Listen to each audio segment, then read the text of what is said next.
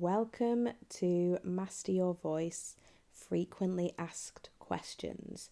So here is a list of several questions that I do get asked quite a lot, and I'm going to try and answer them in my own sort of way, and then also I'll provide a few audio workout exercises and clips and also worksheets to kind of go with this section as well. So you will find them attached to this section of the course. So the first frequently asked question is, why does my voice break when I try to reach high notes? Well, my answer to that is we all have our own range or voice type when it comes to singing. And from our lowest note to our highest note, we do have transition points between our vocal registers, which are sometimes referred to as the bridge or the passaggio. And this is completely normal, and it doesn't mean that there's anything wrong with your voice. It just might not sound or feel nice to you because you might not have had the proper training on how to make these transitions smoother. So with regular vocal exercises and training, you'll be able to pass through these bridges with more ease and a better quality sound. And it's as simple as that, really. So those vocal breaks that you're hearing, they are completely normal. The second question is, how do I sing high notes? Oh, if I had £1 for every time somebody asked me this question, I'd probably be very rich. And again, my answer to that is when we sing high notes, our vocal cords stretch and they become thinner. And so they need more tension to sing high notes. It's the same as when you flex a muscle during exercise. And if your vocal cords aren't used to doing this, then you'll struggle to deliver higher notes. It's like trying to do some pull-ups on a bar and you've never done it before. You can't lift your own body weight because your triceps aren't strong enough and your shoulder muscles aren't strong enough.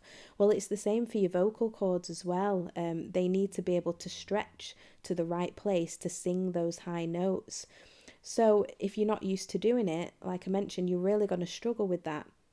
So to be able to increase your range, you need to exercise your vocal cords frequently with range building exercises such as scales, and my favourite ones are sirens for building your range because they gradually stretch through your range in a really safe and steady way. And if you simply spend 30 minutes a day doing these type of exercises, you'll definitely start to notice a difference in your range within a week. And with persistence and dedication, you can dramatically increase your range if you give it time. And the next question is, what voice type do I have? And this is a big one as well. Well, what voice type you have, it might depend on your gender, as the male and female vocal cords are built slightly differently. Male singers can vary from being a bass, which is the really, really low range, through to a tenor, which is the higher male range. And then females can range from alto, which is the lower range, through to soprano, which is the higher female range. There are 6 basic voice types altogether when considering range. However, finding your true voice type can be a minefield when you introduce concepts such as prima voce, and this is where your voice sits most comfortably before breaking, and also your own unique vocal anatomy as well, because after all, we're all built in a completely different and unique way. So to get you started on understanding your own range at a basic level, you need to find out what your lowest note is that you can sing, and then try some scales or siren exercises to then stretch up to your highest note. So do this gradually and do it safely. Don't just try and do it, without warming your voice up first. And you can actually try this at home by trying this online pitch identifier, which I will provide as a link in this section, and figuring out your lowest and highest note, and then matching them up to the voice types chart that I have also attached to this course. You might find that your range actually overlaps more than one voice type, or it doesn't quite fit in another. And this is where your prima voce actually helps to decipher that further. So once you find out what voice type you have, it can open up a doorway to knowing what types of songs will best suit your voice range, and then also give you a good starting point to finding your sound. So I do actually have a full separate worksheet on figuring out what your voice type is. So as I said before, everyone has their own unique voice type, and there are several factors to take into account when trying to identify what type of singer you are. It's never really possible to take a one-size-fits-all approach in this area, because although we're all born with the same anatomy for singing, we're all slightly unique in our own different way, and our genetic makeup determines this. So the factors that we've got to take into account when figuring out our voice type is, first of all, vocal range. So that's the lowest note you can sing up to the highest note, including all of your registers and passaggio. The second thing you take into account is your prima voce, and this is where your voice sits most comfortably before your passaggio or your break. And then also vocal anatomy, so the way in which your body is built. So some people might have naturally stronger core for breathing, whilst others might have the flexibility in the vocal cords to reach whistle register, for example, and then some other people's don't have this. These are just the parts that you were born with, basically. We can't all have it all. So here are the different vocal registers. These are the basic ones anyway. There are different vocal registers in between these, but I find these are the most easy to kind of put yourself into to figure out what kind of songs to sing and just to define yourself really in this kind of way.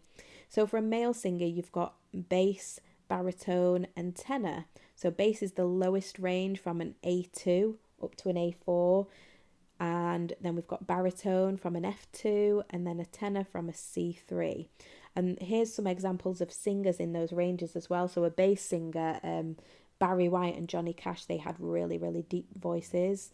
And then George Ezra as well, you know, he has quite a deep voice. He was a baritone, so he was slightly higher than a bass, but not as high as a tenor really in most of his songs. Tenors would be, you know, come under Michael Jackson, Freddie Mercury, Ed Sheeran, because you know that they can sing really, really high notes. And then when it comes to female vocal registers, we've got alto, mezzo, and soprano. So an alto is the lowest female range. For example, Adele, Cher, Amy Winehouse, they've got very low ranges for females. Mezzo, so this is kind of the in-between, you know, they have a good range from the alto and then a bit of soprano as well. We've got Beyonce, Demi Lovato, Whitney Houston, and then the obvious sopranos like Mariah Carey, Christina Aguilera, Ariana Grande. They're very good with their higher registers. So, identifying your voice type. Again, I've got, for everything that I do, it always comes down to 4 steps. I managed to put everything in 4 steps, which is great. So the first step in identifying your voice type is using the link to find your lowest and highest note that you can sing. Now, obviously the link isn't in this video because you can't click on it, but it is in the ebook that's also attached with this course, or I will also put a separate document with it on. So it's just basically a link to an external website that actually you can sing into your computer microphone and it tells you what note you're singing. So it's just a really handy, useful little tool there. And there's lots of different types of those all over the internet that you can find through a simple Google search. And then step 2, I want you to then highlight on this keyboard that you can see in front of you the notes where you can sing a scale most comfortably. And you can use one of my vocal warm-ups for this if you like, before you reach your bridge or your break, whatever you want to call it. So as you can see, I've actually highlighted already on here. D3 is my lowest note and then a C6 is my highest note. I do actually think I can get a bit lower than that now because I have been doing some range building exercises in my lower range and I've managed to get down to a B2 now. So, you know, it's not always, if you do a bit more work, you know, your vocal range can change dramatically. So D3 up to C6. And then also I've highlighted where my prima voce is, so where I sing most comfortably as well. So that's my example.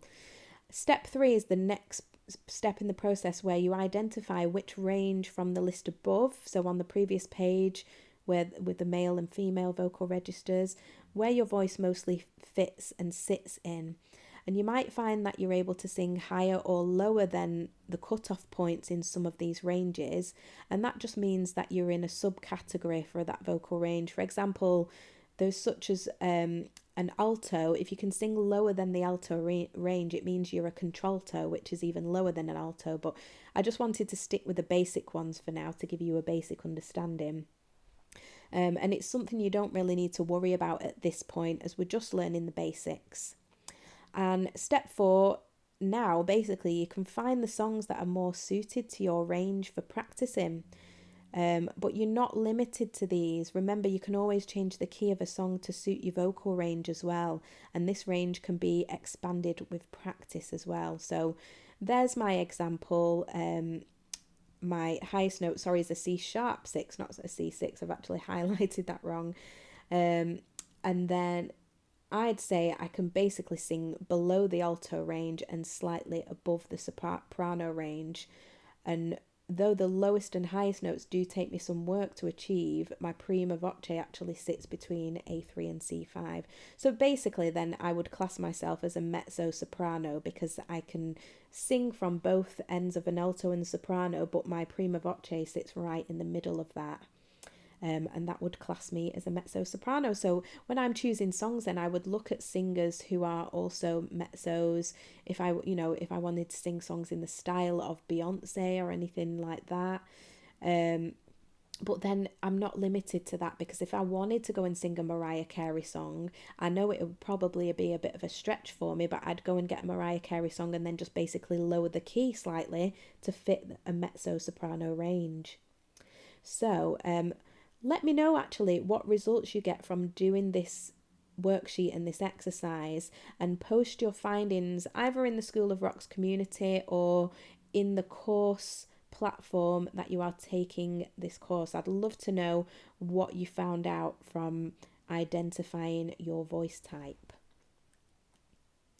And then we've got the last few frequently asked questions. So one question is, I have never sang before, is it too late to learn? This is a common one, and I believe it's absolutely never too late for you to learn to sing. We are all born with the same muscles to be able to use our voices for speech and singing. And while some of us might think that we're tone deaf, it's simply a matter of training the right parts of the brain to respond to music correctly. And if you've not done that for a number of years, from being a child, and then you suddenly want to learn an adult, then it is still possible. It might just take a little bit longer and a bit more patience. And starting this at a younger age, it does have its benefits, as children naturally retain these skills and information quicker and therefore develop them faster.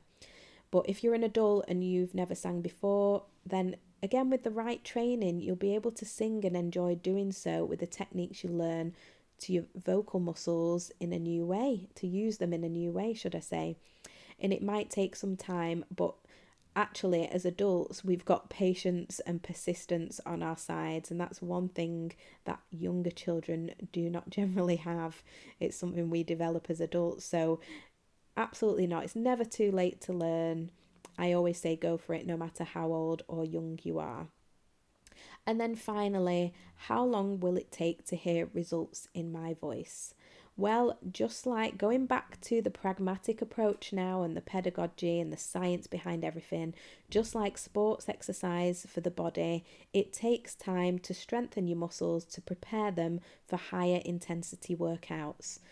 And exercising physically a minimum of 20 minutes 3 or 4 days a week, and within a few weeks you get results, and that's just exercising your actual body. And it's basically the same with singing. Our vocal muscle, the larynx, needs regular exercise, and the more frequently you do it, the muscle memory starts to kick in, so that it eventually becomes more effortless and you start to sing with better technique. And going back to everything about the digital age now, you have got this in your favour, and you can get all the right training online and from home or from anywhere in the world. You've got a really, really good chance at gaining results much quicker than I did. And I really, really hope that I have helped you take the first step in that process. And that is the end of Master Your Voice. So, this mini course on the vocal athlete method in 4 simple steps.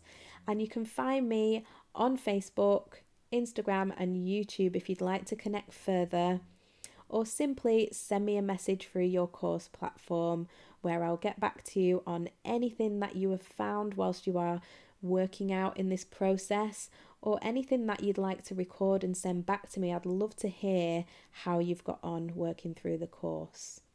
And that's everything from me. Thank you for taking this course, and goodbye.